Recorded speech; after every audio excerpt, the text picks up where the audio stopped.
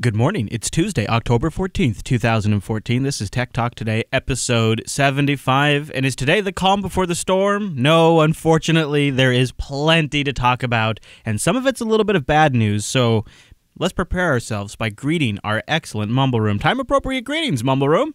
Good afternoon. Hi.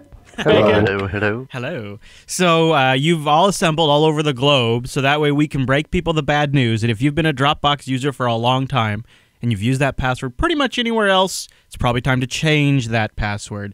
So at first it looked like it could have been a hack of Dropbox itself. Usernames and passwords started showing up on Reddit saying there were millions of more to come if people would just send them a little Bitcoin. Then the next web picked up on this and said that the leaks were meant to sort of entice people to donate enough Bitcoins to release 7 million accounts of usernames and passwords of Dropbox users. Now, how did this come about? Well, a spokesperson from Dropbox says that in the following statement, we have not been hacked. Dropbox, these usernames and passwords are unfortunately stolen from other services and used in attempts to log into Dropbox accounts. We've previously detected these attacks, and in the vast majority, these passwords have been posted. They have already expired. All other remaining passwords have been expired as well, i.e., you now have to reset your password if you got an attempt to log in. So I guess it looks like, and maybe Mumble, if you guys have another theory, but it sounds like potentially a series of other usernames and leaks have been tested against Dropbox and found to be valid Dropbox credentials, and those were put into a separate list. And that now sounds plausible. Yeah, now that list is circulating. Plausible. Okay, yeah. So it doesn't sound like it was Dropbox itself that leaked the information, but it was. And we've heard that there's some major usernames and password databases sitting out there. And I actually grabbed a copy of the Pastebin post, and here's what it says. How classy is this? Photos, videos, other files. More Bitcoin equal more accounts published on Pastebin. As more BTC is donated, more Pastebin paste will appear. To find them, simply search Dropbox hacked. They're only open sourcing people's private photos and data. I mean, it's free software, guys. Right? See, this is why I love LastPass. Not only because, I can have a nicely generated password for each new site that I sign into, so I know they're all unique, and it all does that for me. But also, it has a security scanner built in that it will figure out if any of the sites have been hacked, and it will tell me you need to change that. So I usually know through LastPass before any of those app sites tell me. Yeah. From what I understand, this is what it looks like, and this is for a little bit of an analysis from our own Alan Jude. Someone took existing lists and brute forced Dropbox just to get the list. Then Dropbox detected it, but couldn't stop it in time before it had 7 million. Yeah. And he's pretty sure that they used proper hashes, so that's a good thing. Dropbox themselves, right. Yes. Right, but somebody else. So the real problem here, and kind of what Alan is inferring there, is that the real problem is people are using the same username and password across multiple services. So if another service gets compromised, they are able to crack that service's password encryption or hashing or whatever they may or may not even be using. Then they try those credentials against your Gmail account, against your Dropbox account, against your iCloud account, against your Twitter account, right? That's kind of common practice now, is because they assume you're a lazy jerk and you're not using separate passwords everywhere. Because we all do it. Everybody does it. They can't help it. LastPass helps, though. Well, I did it 3 years ago when Gawker was hacked, and I got a ping that said, your email's on the list. So at that point, I thought, oh god, that password, I know I've been stupid and used that password in a number of places. So I spent half a day, and it took 4 hours to reset about 120, 200 passwords. And weirdly, if I search my Gmail inbox for my password, I found loads of emails from companies that just send me the password in plain text. Which means they're not encrypting it either. Yeah, so that was easy to identify another 20 that I could just change straight away. That's often why the first thing they'll do is go after your Gmail account, because in most cases you can go then bang on a service, do a password reset, have that password reset go to the Gmail account, and then from there you can compromise the regular account. So even if they didn't have your Dropbox password, if they had your Gmail password, then they can get in your Dropbox account. And so I did the same thing. It was also the Gawker breach for me too. I used that same password at a lot of places, and so I just did the same thing. I just went through and started changing them. And then You know, and so when something like this comes up, I still worry a little bit, but it's not as big of a deal for me. Right, same here. It's since more I contained. switched to KeyPass. Yeah, been doing the same thing. A lot of people's Gmail is their real name, so it's not hard to guess. Yeah, very That's much. true. I'd also, I mean, I'm confident, but not so confident that I would go online and say, "Ha, come at me, bro." But Right. I'm semi-confident. I'm okay and with Dropbox. also, you know, two-factor authentication is becoming more of a thing. Dropbox has two-factor now. A lot of services do. Might be worth turning two-factor on if you don't mind. I mean, why not? And see, that's the thing with me is I haven't used Dropbox for so long.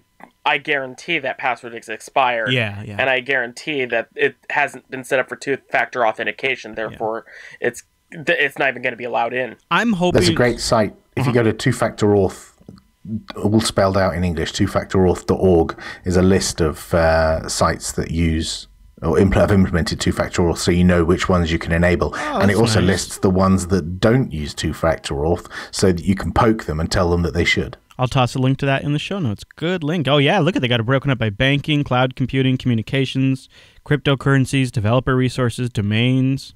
That's just pointing out that Launchpad is on that list. Hey, nice. Does Launchpad use anything specific? 'Cause I like the ones that use the Google Authenticator, because then it just kind of... Yep. You can do that. I mean, I use Google Authenticator or any what are they called, TOTP, like a YubiKey or anything. It can do any of that. Cool. Yeah, most of them can do. Doesn't Launchpad use by default Ubuntu One's SSO? Yes, which you can add the key to. But I mean, the good thing is there's lots and lots of services on that list. Yeah, I'll have a link to that in the show notes. Okay, so you know Apple takes their secrets real seriously, and we've started to see some part leaks for the new iPad that's going to be announced on Thursday. Now, here's a little clue of how seriously they take these part leaks. They, in their contracts, put a $50 million per disclosure clause that they fine their parts suppliers when they leak something. This is coming out. You probably heard about that. It's one of those Sapphire plants that's filing for bankruptcy that was thought everybody, it's classic. Wall Street was buying on the rumors that the new iPhone 6 would have a sapphire glass screen. So they bought a whole bunch of stock into these guys. And then guess what? The iPhone 6 didn't have a sapphire glass screen. It had a Gorilla Glass composite screen. And so the stock dropped like a rock. Well, a lot of things are coming out now while they're going and they're filing for bankruptcy. And one of them is that they need to ask that Apple waive the $50 million fine so that way they can say why Apple caused them to lose so much money. But they're worried that they can't say without getting fined by Apple. And if they got fined that $50 million, they'd already be so screwed because they're already filing for bankruptcy. And, nice. And you got to wonder if what it is they want to reveal is that Apple tried to do Sapphire for the iPhone 6 and it didn't work out. And Apple doesn't want that released. It's kind of an interesting... There was an article recently showing how they do secrecy internally as well. With there was a phone that came up that had an engineering build of iOS on it, which looked terrible, but it was intentional to look terrible. Right. But they talked about the fact that two engineers would sit either side of a curtain, with one of them having access to the software and the guy on the other side of the curtain having access to the hardware. Yeah. I don't know if this is. I don't think it's like that anymore, right? But it used to be. But do you know, I was thinking, you know, if we worked like that in Canonical, we would never get anything done because everyone's like spread all over the world. You know? Right? You just wouldn't be able to do that. It's amazing. Yeah, that sounds quite legitimate based in the places I've worked with. Things that aren't allowed to be disclosed. That doesn't sound that outrageous, to be honest. Wow, sounds rough. Sounds like a hard way to make something. Okay, well, since Popey's here, I just got to do a quick Bitcoin update. Popey's buddy. You guys may remember when Newsweek came back into print, their lead print edition that they did was this big cover piece saying that they had found the face of Bitcoin. They found Satoshi Nakamoto, and then they really doubled down on it, too. They really defended it. Well, turns out he wasn't Satoshi Nakamoto, and his life since then has been destroyed. And so now he's doing crowdfunding to go after Newsweek for intentionally ruining his life so that way they'd have a huge magazine relaunch. So Dorian Printz, which is, I guess, his real name, Dorian, he became very public when the face behind Bitcoin was written by journalist Leah McGrath Goodman, employed by Newsweek. In fact, I've even got a little clip of her. They talk about it. Here, I'll just play a little bit of it just so you get a sense of like how Newsweek presented how sure they were about this whole thing. Welcome back, everyone. It has been one of the biggest mysteries raging across the internet and business worlds. Who is Satoshi Nakamoto? The man who created Bitcoin is known as the father of Bitcoin, the online currency now worth billions. Take a look at this scene last night after Newsweek published an article claiming the man in these images is the Bitcoin founder. Hordes of reporters chasing him, chasing the man who may just be Nakamoto in front of his Los Angeles home. So is it him?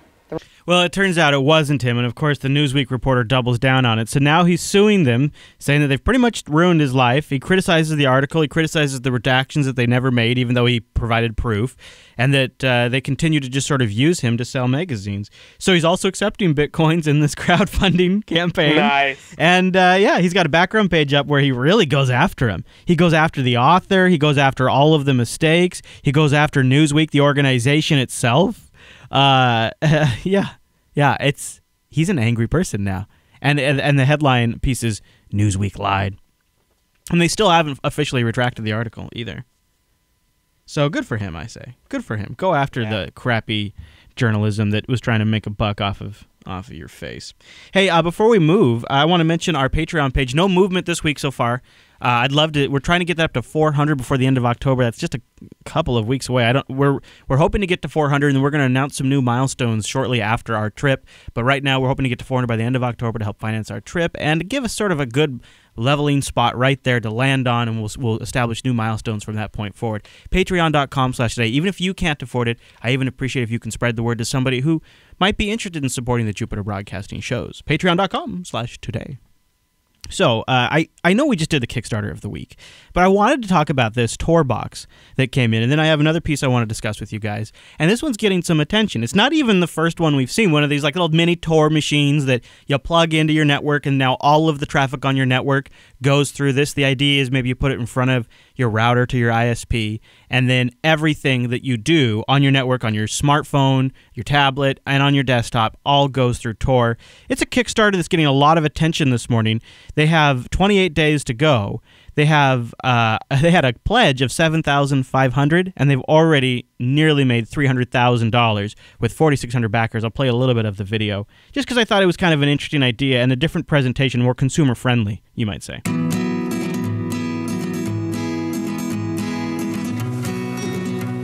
Hi, I'm August, a developer for the Box, an embedded networking device that runs Tor. Let me show you how it works. So it's a Nanobox. Of course, they didn't get their levels very good. But there's a picture of it. It's 2 Ethernet ports. It doesn't replace your modem or router, so it's pretty easy for a general consumer. You just click it in. So you can see WAN and LAN. Real simple. If you can plug in your modem now, you can plug this thing in. And it's going to route all your Tor traffic. So I thought that was kind of interesting. Guys, anybody interested in something like this in the Mumble Room? Maybe not for yourself, but for family or friends or...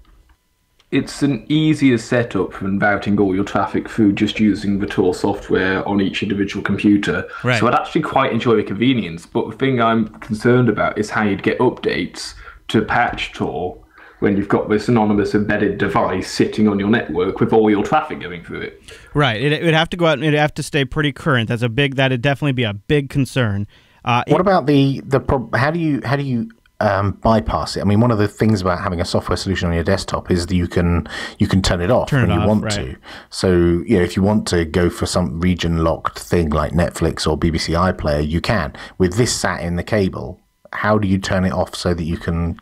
You unplug it. So, it has that's a faff, isn't it? It has an admin interface. You can probably go turn it off. Here's the one thing I like about it a little bit is, for family members or students that are on Chromebooks or on an Android tablet or an iPad, it's not really straightforward for them to use something like Tor. But this would just sort of, for those users, make it really easy. And if you could toggle it on and off with either an app or a web interface, that'd be kind of nice. I think the biggest problem is because Tor is very slow. Yes, you wouldn't want to be on it all the time, would you? Well, the latency is high, but the bandwidth you can get through it is actually quite sufficient. Right. Would they also be Tor endpoints? No. They're not going to install Tor endpoints on everybody's network. It might be a relay, but I don't know about an endpoint. Well, I'm just wondering if that would improve the network, if it contributed rather than just take from the network. It's got 64 megs of RAM and a 500 megahertz CPU. So they say it runs the software pretty well. but it's a minimal Linux with a minimal software stack, so I'm not sure if you'd really want it to be that or not. The only problem I have is that, and I'm just kind of playing devil's advocate here, it would invite basically law enforcement agencies to start eyeing you as a potential suspect. But if enough people do it, then it just becomes normal. And here's the other part I didn't mention. Market retail price, $45. Pretty good price. That's not bad. I mean, at that price... It's an interesting, almost, toy kind of thing to play with. And if you bought that for $45 and actually you only used it sometimes, or you used it, when you were being a bit hardcore, then that's not such a bad thing. Or you go to a hotel or like a conference or something like that. So anyways, but the other thing that just sort of caught my eye is it's getting quite a bit of attention. Wired wrote up a piece about it this morning. It's getting some traction, and you can see by the backing, it's definitely getting some funding too. Well, so it's even Applebaum's seen it. Seems to be demand. There just seems to be demand materializing for stuff like this, because this isn't even the first one we've seen. Okay, now I had a little discussion piece. There's a meta story that's been developing for about 3-4 months that hasn't come out in one big story, but it's definitely happening. The dramatic decline in PC sales is actually starting to reverse. It's not fully back. We're not back where we were by a long shot, but it's definitely getting a lot more shallow than people expected. In fact, a lot of stock is up. HP stock is up. Seagate stock is up. Western Digital stock is up. CDW stock is up. I've got some details here. IDC and Gartner on Wednesday, so I guess that's today. Well, look at us. No, it's tomorrow, so this is last week. That's right. So this is, actually, and I've got several articles in the show notes that go back into August. So this is something I've been trying to follow for a little while and see if there's one particular trend. So you can check the show notes for some stuff that goes further back, like from Bloomberg and whatnot. But so last Wednesday, IDC and Gartner released numbers on the worldwide demand for PCs that showed that there was only a slight drop in demand, a distinct contrast for the trend that's been going on for the last 3 years. Analysts said that consumers may no longer be choosing tablets and smartphones over PCs to the same degree they had in the past. They believe the industry may soon see growth again. Some manufacturers already have started to see growth. Lenovo, HP, Dell have all had particularly good quarters in the U.S. In the United States, 7.3 million PCs were shipped, an increase of 4.3% from a year ago. Gartner put the number at 16.9 million, which is a rise of 4.2%. So IDC and Gartner disagree slightly, but they both are showing increases. The top 5 companies in total were HP, Dell, Apple, Lenovo, and Toshiba. Both Gartner and IDC agreed on that. And they're all seeing their stocks go up as a result, on the whole. So, Mumbarum, my question to you, is the PC alive and well, and was tablet a craze? Or is there something else going on that's causing these PC sales to go back up? Because my gut says it's not Windows 8 that's making these PCs sell. Saturation. Well, a PC is useful for a lot more things than a tablet, really. I mean, writing documents on a tablet, while you can have your Bluetooth keyboard and things, people still want to sit down and do some word processing on a desktop or a laptop computer, and I think there's still a market for that, as well as a desktop computer or a laptop lasts longer than a tablet in terms of usable lifetime. Right, exactly. I was thinking about this on the drive over to the studio, and I realized my Bonobo is almost 2 years old, and I don't really feel a need to replace it. And one of my main rigs, not my primary rig, but one of my main rigs is a first-generation Core i7. And I don't really feel like it's having any problems because I've got an SSD, I've got 16 gigs of RAM in that box, original Core i7, it's doing fine. Yeah, and I consider myself pretty demanding. I think there was certainly a lot of churn through the 90s and early 2000s of you had to keep up. Now we've got to the point. I know I'm in danger of saying misquoting Bill Gates, which never happened. I know, but 16 gigs is enough for anyone. Now I've got 16 gigs in my laptop and an i7. Yeah. With loads of space. I'm kind of okay. I'm coming up for my 3 years working where I am, and we get a laptop refresh after 3 years, and I'm kind of thinking I don't really need one. Yeah, it's interesting. My laptop's fine. I mean, I could in terms of laptops, I'm always okay with a better screen and a better battery, right? That's always something there. But when it comes to my desktop tower, I don't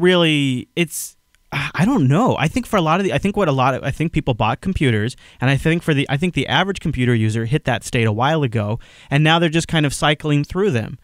And wasn't there also the problem that users, like home users, for example, would buy a computer and then when they couldn't figure out why it was going so slow, or they couldn't figure out how to fix like a virus or something, they just throw it away and get another one, right, and replace it. Whereas now maybe people are a bit more savvy. Maybe people, maybe the software's better. Yeah. So that's less of an issue. And then there probably is also a bit of a supplementation effect with the tablet. If a lot of people are using tablets while they're watching TV, or if they're around the house, so they're not sitting at the PC as much, so they don't need it to do as many things. So, they're just not installing software on it as much, and so they kind of extend the use of it. So I think that factor is there. But I think it's funny I think a lot of us long-term users, we all watch these analysts get really overexcited with tablets. And I think a lot of us said, well, yeah, tablets are great, but they're not going to totally replace the PC. And I think a lot of us general enthusiasts have been saying this for a long time, and the analysts have just been crazy. And now they can't refute the numbers. The numbers aren't incredible, but what the numbers show is that the reality lies somewhere in the middle, that there is still a use for PCs and there is a use for tablets. And it's not going to be the tablets will replace all PCs like they were talking about for years after the iPad launched. Well, here's another thing. Majority of us probably in this mobile room use Linux on our devices. Therefore, we're extending the lives of our PC a lot further than, say, somebody running Windows would.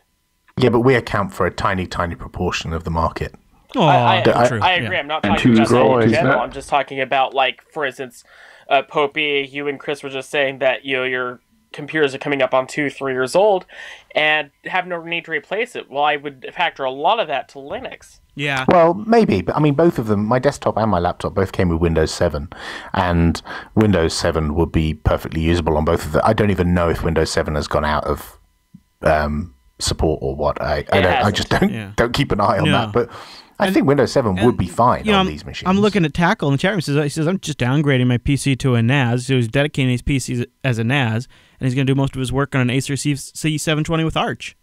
Wow, nice. Well, that's kind of what I did with my HP Mini, my netbook. Yeah. It's basically a NAS now. It's kind of intense and insane. So with that, I'm going to leave us with a commercial that looks back at a different era when the PC ran supreme and no one ever doubted the longevity of that market. That was the market to be in.